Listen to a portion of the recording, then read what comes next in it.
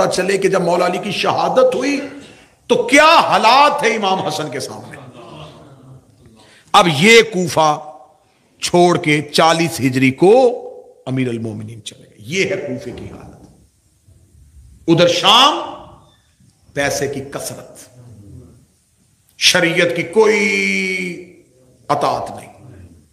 عبادت کرو نہ کرو، قرآن پڑھو نہ پڑھو، جو چاہتے ہو کرو، جتنی جھوٹی حدیثیں بیان کر سکتے ہو بیان کرو، جو کر سکتے ہو کرو. درہم، دینار، لالچ، پیسہ، رشوت، یہ حالت ہو گئی تھی.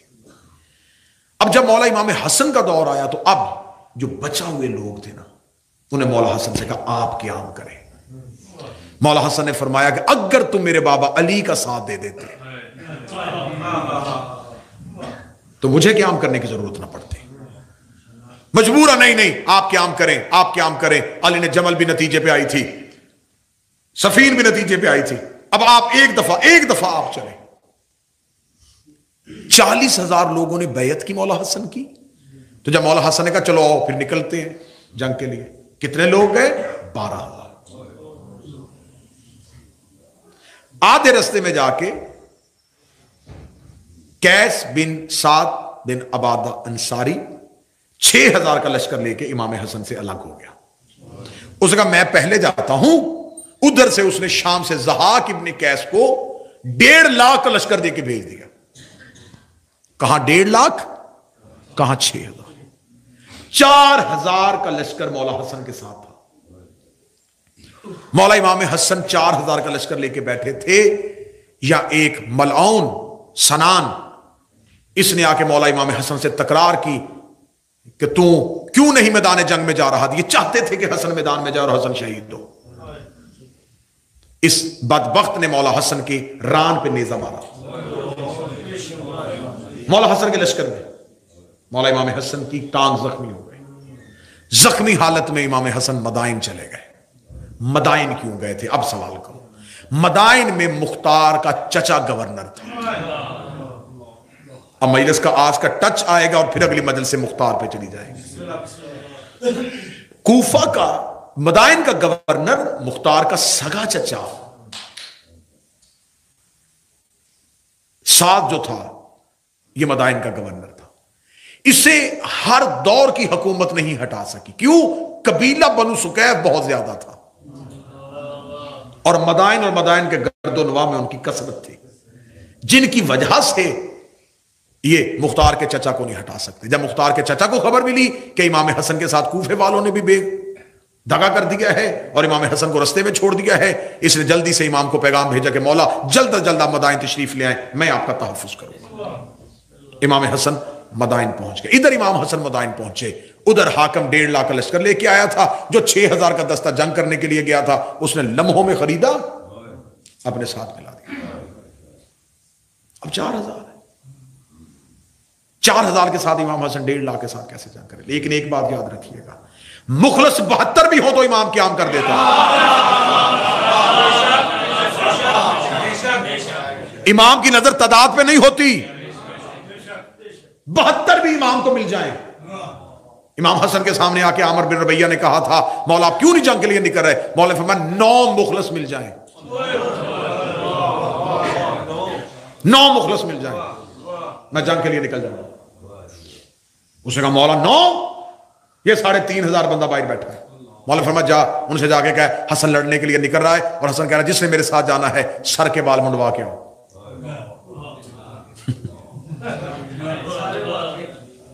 یہ خدا حج پہ انسان کو احکامات دیتا ہے نا، یہ خدا انسان کی شکل تبدیل نہیں کرتا، دیکھنا چاہتا ہے کہ بندہ کتنا میری اطاعت میں ہے.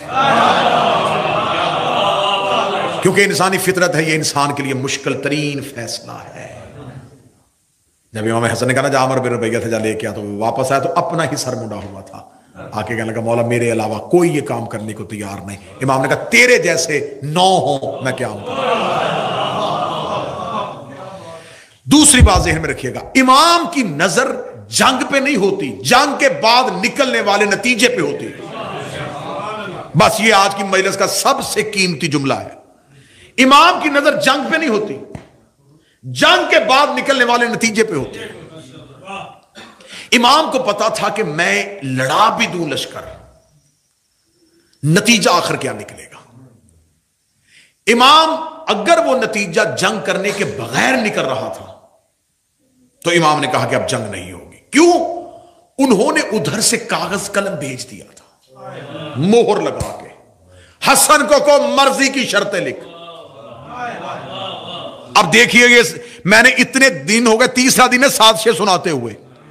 اب اگر امام میں حسن کاغذ قلم واپس بھیج دیتے نا، آج مورخ لکھ دیتا وہ رضامند تھے جی، انہوں نے تو کاغذ قلم بھی بھیج دیا تھا، وہ تو بالکل نہیں آنا چاہتے تھے۔ امام حسن نے کیا کیا؟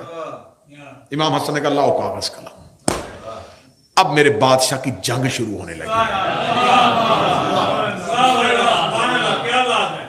ڈاکٹر صاحب تشریف فرما، میں ان کی موجودگی کا فائدہ لوں۔ کوئی بندہ ڈاکٹر کے پاس جائے اور جا کے کہے کہ جناب مجھے بیماری ہے، وہ تشخیص کرے، تشخیص کرنے کے بعد دوا لکھ دیتا ہے، اس کے ہاتھ پکڑا تھا دوا استعمال کر۔ وہ کاغذ والی دوا کافی دیر استعمال کرتا ہے، افاقہ نہیں ہوتا، واپس آ کے کہتا کہ مجھے افاقہ نہیں ہو رہا۔ وہ دوبارہ دیکھنے کے بعد کہتے ہیں کہ نہیں، مرض بڑھ گیا ہے، اب آپریشن کرنا پڑے گا۔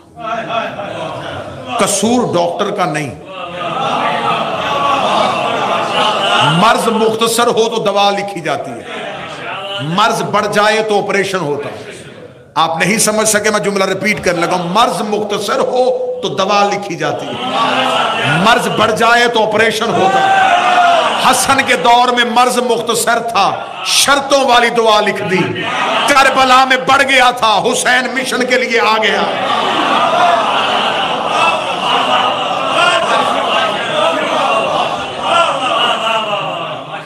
امام حسن کا دور اب دور جنگ کا نہیں تھا، اب محرکات کیا تھے؟ امام حسن نے کہا نہیں۔ اب امام حسن نے شرطیں لکھائی۔ اب دیکھیے انتقام، ادھر سے اگر سازشیں ہیں نا تو خدا کہہ رہا واللہ خیر الماکرین، اگر یہ مکر کریں گے تو اللہ سے زیادہ مکر کس کو آتا ہے۔ اب ادھر یہ سازشیں کر رہے تھے، اب سازش کیا ہوئی؟ ہم مورخ سے لکھوائیں گے کہ ہم نے صلح کر لی تھی۔ امام حسن نے کہا شرطیں لکھیں گے، اب جو بھی قیامت تک چاہے امیہ کا تنخواہ دار ہو، اگر وہ تاریخ میں صلح لکھے گا مجبوراً شرطیں لکھنی پڑیں گی۔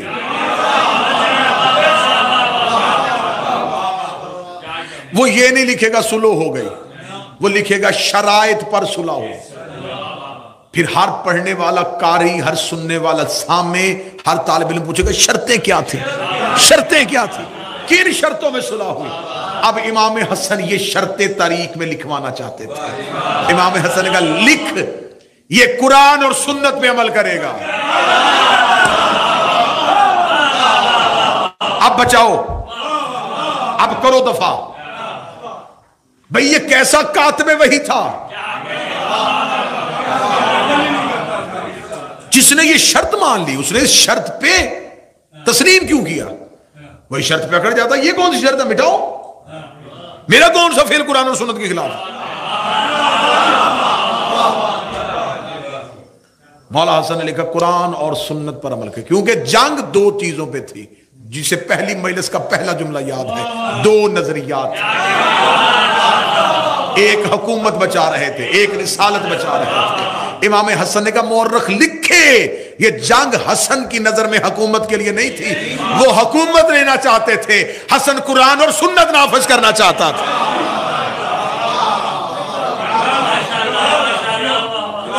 آج کے بعد قرآن اور سنت پہ عمل ہوگا۔ اب جسے کل والی مجلس یاد ہے، مولا علی کے سامنے آ کے کہا تھا دو شرطیں، یہ علی کی جیت تھی، حسن کے دور میں آ کے شرط ایک رہ گئی، صرف قرآن اور سنت۔ حسن نے اپنے آپ کو خلیفہ بلا فصل کر لیا، جیسے علی نے شرط نہ مان کے خود کو خلیفہ بلا فصل کیا۔ مولا حسن نے کہا قرآن اور سنت پر عمل ہوگا، اس نے کہا قرآن اور سنت پر عمل کریں گے۔ دیکھیں کتنی آسانیاں کر دی ہیں تمہارے امام نے تمہارے لیے۔ مولا نے دوسری شرط لکھی، کوئی بھی تمہارا تنخواہ دار خطیب ممبر پہ میرے بابا پہ تبرہ نہیں کرے گا، سنیے گا آج کی گفتگو یہیں پہ رک جائے گی. اگر مولا حسن یہ شرط نہ لکھواتے مجھے حسین کی قسم جیسے امت بڑے بڑے ظلم پی گئی ہے نا, بی بی کے گھر آگ لگی نہیں تھی, رسول کو کاغذ قلم کا انکار ہوا ہی نہیں تھا, آج یہ بھی کہہ دیتے کوئی تبرہ نہیں ہوتا تھا.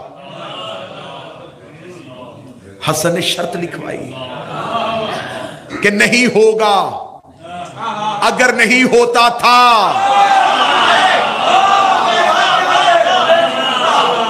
بھئی, اگر نہیں ہوتا تھا تو شرط کیوں لکھی گئی؟ شرط بتا رہی ہے ہوتا تھا, تو حسن کو اب شرط کے بعد والے حالات نہیں, حسن پچھلا پردہ اٹھا رہا تھا تاکہ مورخ لکھے پیچھے ان کا کردار کیا کیا تھا. نتیجہ دیکھیں, جنگ ہو رہی ہے, نتیجہ چاہیے تھا نا, حسن نتیجہ نکال رہے ہیں. حسن لڑنے کے بعد کیا فیصلہ ہونا تھا کہ ہم نے اس لیے مارا ہے کہ یہ قرآن پہ عمل نہیں کرتا تھا, ہم نے اس لیے لشکر لے کے یہ سنت پہ عمل نہیں کرتا تھا, ہم اس لیے جنگ کر رہے تھے کہ میرے بابا علی کے خلاف بولتا تھا. حسن نے دونوں شرطیں اس کے دستخط کے ساتھ لکھوائی.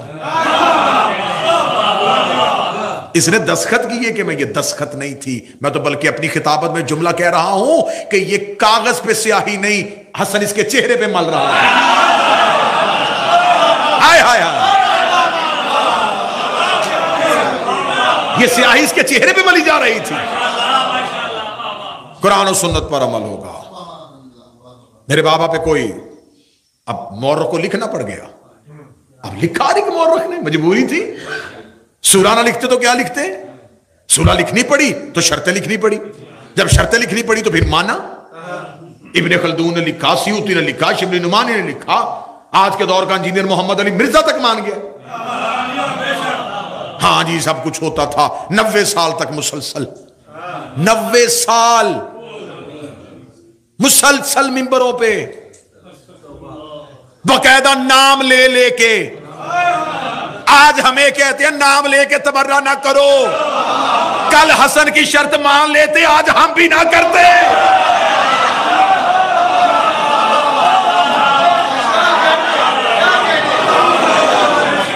آج ہمیں کہہ رہے ہو اتحاد, بھئی آج ہمیں کہہ رہے ہو اتحاد بین المسلمین, آج ہمیں کہہ رہے ہو ضابطہ اخلاق بناؤ, آج ہمیں کہہ رہے ہو یہ طے ہونا چاہیے. تو یہ سب کچھ جب صدیوں پہلے حسن طے کر رہے تھے تب مان لیتے, آج کسی ممبر سے تبرہ نہ پڑھا جاتا. تو اگر تب نہیں مانا گیا, اگر تم نے حسن کی نہیں مانی تو ہم تیرے ملا کے کہنے پہ عقیدہ چھوڑ دیں. جب حسن اتحاد بین المسلمین کا فارمولہ دیا تھا, لے لو حکومت, یہ ممبر پہ تبرہ نہ کرنا, تم نے شرط نہیں مانی, تم نے 90 سال خلافت لینے کے بعد بھی تبرہ بند نہیں کیا.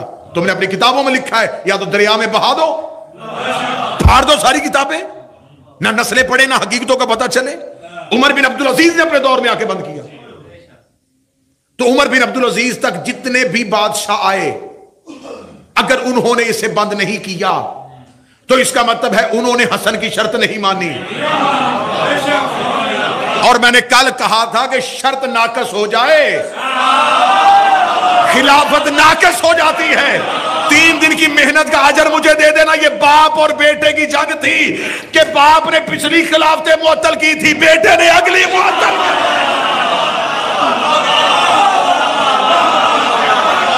یہ تھی باپ اور بیٹے کی جنگ.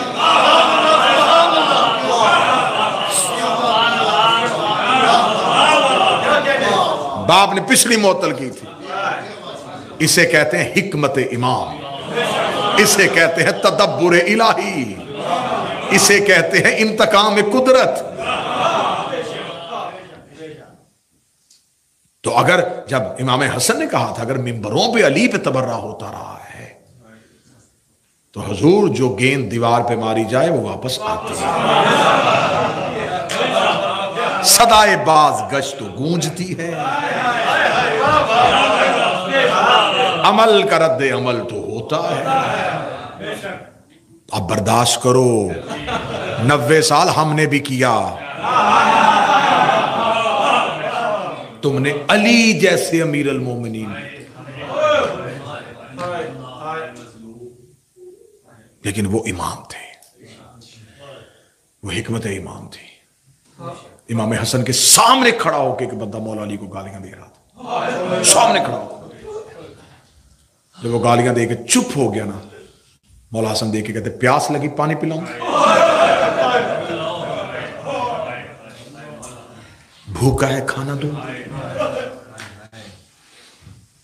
وہ مولا حسن کی طرف دیکھ رہے، مولا کہتے مدینے میں رہنے کی جگہ نہیں، بستر دوں،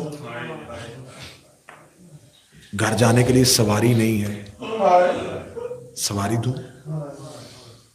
تیرے پاس کوئی زیادہ راہ نہیں ہے، تجھے زیادہ راہ دوں۔